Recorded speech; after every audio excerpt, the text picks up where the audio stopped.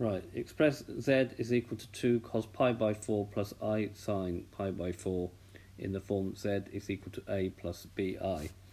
So this, if we write that out, all we really need to do is we should know what the cos of pi by 4 is. We should know that that is root 2 over 2.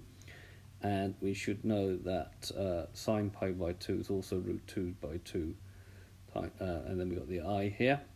Cancelling out the 2, we're just going to get the answer as root 2 plus root 2i. That's now in the form a plus bi. Now, we don't have to draw an Argand diagram. Might help.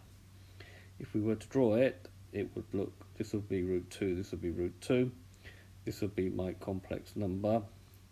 This would be, it would have a magnitude or a modulus of 2 and an argument of pi by 4.